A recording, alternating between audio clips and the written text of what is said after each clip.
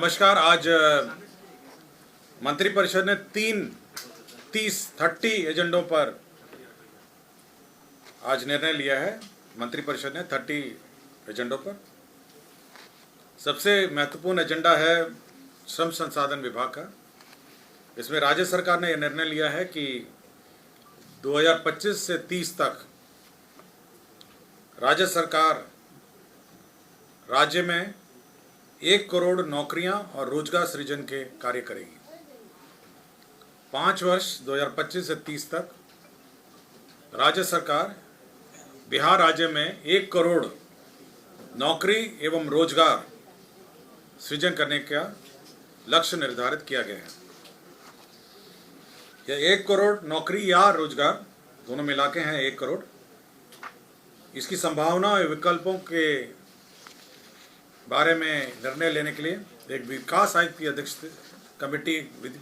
की अध्यक्षता में कमेटी गठित की गई है। इसमें 11 और सदस्य हैं, कुल 12 सदस्य होंगे, जिसमें वित्त विभाग, सामान्य प्रशासन विभाग, कृषि विभाग, ग्रामीण विकास विभाग, पशु एवं मत्स्य संसाधन विभाग, उद्योग विभाग, सूचना प्रौद्योगिकी विभाग, विज्ञान प्रौद्योगिकी एवं तकनीकी शिक्षा विभाग, पर्यटन विभाग और श्रम संसाधन विभाग इसके सदस्य सचिव होंगे। ये कमेटी होगी और 2025 से 30 तक 1 करोड़ नौकरी या रोजगार सृजन का लक्ष्य रखा गया। शिक्षा विभाग में वित्त रहित शिक्षा नीति के तहत वर्ष 2025-26 में स्थापना में प्रतिबद्ध व्यय के अंतर्गत 3,94,41,24,000 रुपये विमुक्त किए गए हैं। इसके अंतर्गत आपको याद होगा कि माध्यमिक और उच्च माध्यमिक विद्यालयों में जितने बच्चे फर्स्ट डिवीज़न, सेकंड डिवीज़न और थर्ड डिवीज़न प्राप्त करते हैं, उनके लिए अलग अलग राशि निर्धारित है। उसके आलोक में उनको जो सहायक अनुदान राशि है विभिन्न विद्यालयों को मिलती है, माध्यमिक एवं उच्च माध्यमिक विद्यालय, और इसके तहत 3,94,41,24,000 रुपये विश्वविद्यालय समय पर यूटिलाइजेशन नहीं भेजते, इसके वजह से भी रुक जाते हैं। ऊर्जा विभाग बिहार पंप भंडारण परियोजना प्रोत्साहन नीति 2025 इसके प्रारूप की स्वीकृति दी गई है।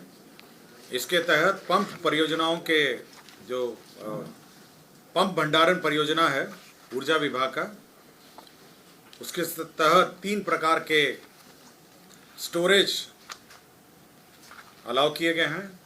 इसमें करीब 1 लाख करोड़ इन्वेस्टमेंट की संभावनाएं हैं। ये पॉलिसी है जिसमें प्राइवेट सेक्टर इन्वेस्ट करेगा और बिहार पंप भंडारण परियोजना प्रोत्साहन नीति 2025 की स्वीकृति दी गई है। नगर विकास एवं आवास विभाग का एक प्रस्ताव था जिसमें पटना रेल परियोजना को तुरंत चालू करने के लिए प्रायोरिटी कॉरिडोर 2 के 2 वर्ष 8 महीने अर्थात अगस्त 2025 से मार्च 2028 तक की अवधि के लिए रख रखाव की सेवा 179 करोड़ 37 लाख रुपए नामांकन के आधार पर दिल्ली मेट्रो कॉरपोरेशन को दिया गया है। और साथ ही साथ 3 कार सिंगल ट्रेन सेट को किराए पर लेने के लिए 3 वर्ष के लिए 21 करोड़ 15,44,646 रुपये लिए गए हैं। तो जो प्रायोरिटी कॉरिडोर है उसको संचालन, उसका रख रखाव के लिए राशि दी गई है 179 करोड़। और साथ ही साथ जो पहली गाड़ियां हैं मेट्रो रेल की 3 कार सिंगल ट्रेन सेट का किराया है, उसकी भी स्वीकृति करीब 21 करोड़ 15 लाख रुपए स्वीकृत किए गए हैं। पथ निर्माण विभाग की महत्वपूर्ण योजनाएं हैं। पूर्णिया जिला अंतर्गत रानी पत्रा पूर्णिया रेलवे स्टेशनों के बीच अवस्थित लेवल क्रॉसिंग संख्या KJ 13M रेलवे किलोमीटर 25/23 के बदले ROB के निर्माण हेतु राजंश की राशि 24 करोड़ 46,56,000 मात्र, कुल रुपये 44 करोड़ 85,56,000 रुपये की लागत पर प्रशासनिक स्वीकृति दी गई है। मुंगेर, सफियाबाद, बरियारपुर, गोरगढ़, सुल्तानगंज यह गंगा पथ परियोजना है। यह हैम मॉडल पर निर्माण किया जाएगा। इसके तहत 5,119 करोड़ 80 लाख रुपए हैम मॉडल पर स्वीकृत किया गया है। सुल्तानगंज सबौर भागलपुर सबौर, सुल्तानगंज भागलपुर सबौर, ये 40.80 किलोमीटर है। ये गंगा पथ परियोजना फिर से है। ये भी हैम मॉडल पे स्वीकृत किया गया है और इसकी कुल लागत है 4,849 करोड़।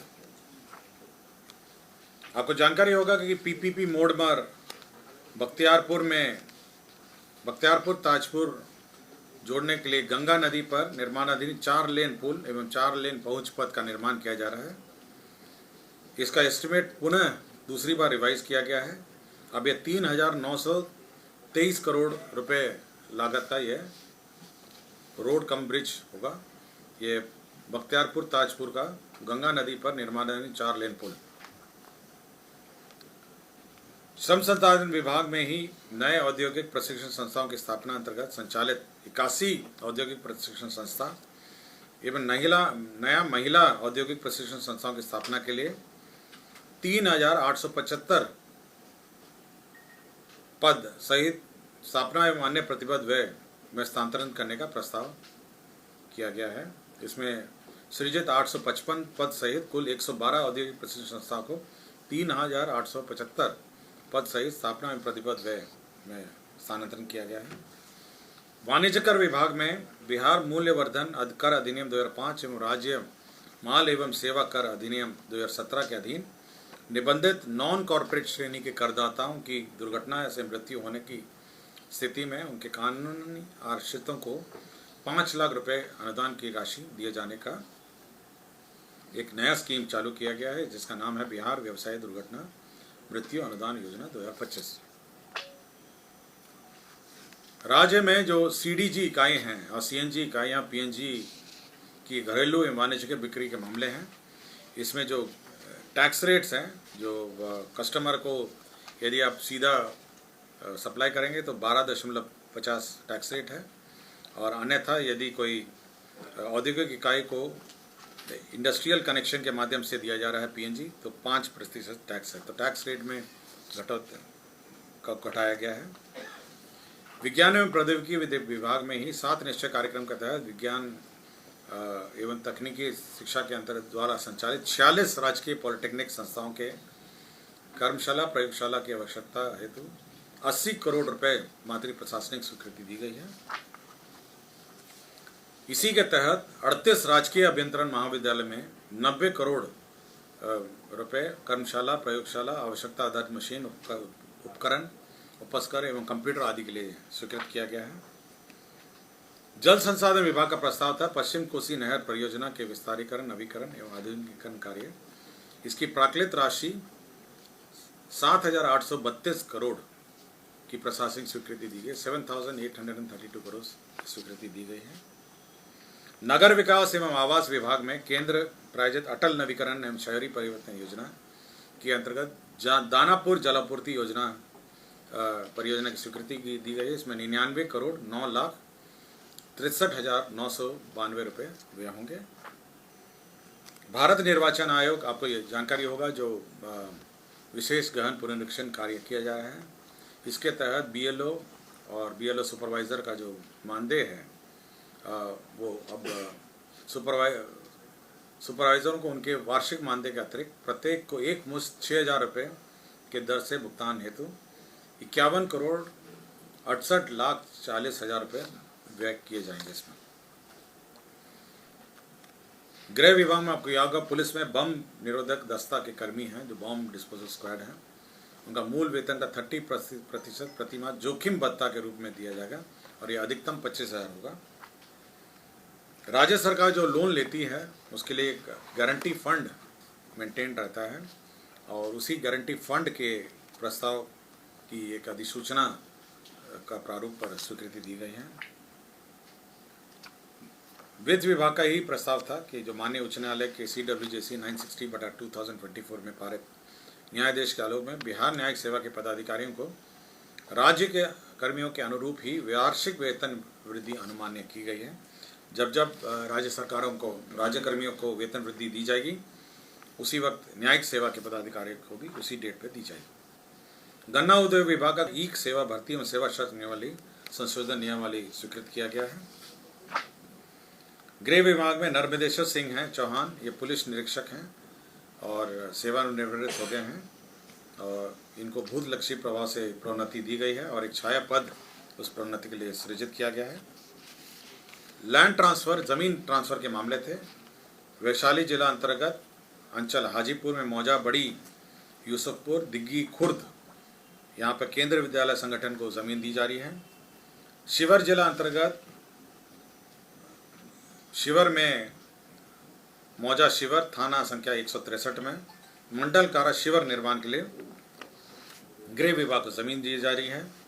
जमुई जिला अंतर्गत बरनार जलाशय परियोजना में कंपनसेटरी फॉरेस्टेशन के लिए अंचल गिदौर में वन एवं पर्यावरण विभाग को ज़मीन दी जा रही है।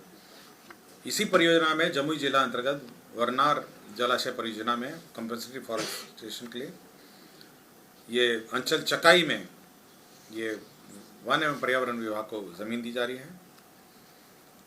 स्वास्थ्य विभाग ने 2 कर्मियों को डिसमिस किया है, 3 कर्मियों को, 4 कर्मियों को डिसमिस किया गया है, जिसमें चंद्रा कुमारी विशेषज्ञ चिकित्सा पदाधिकारी नेत्र रोग अनुमंडलीय अस्पताल मंझौल बेगूसराय, ये 5/4/2022 से लगातार अनधिकृत उपस्थित थी।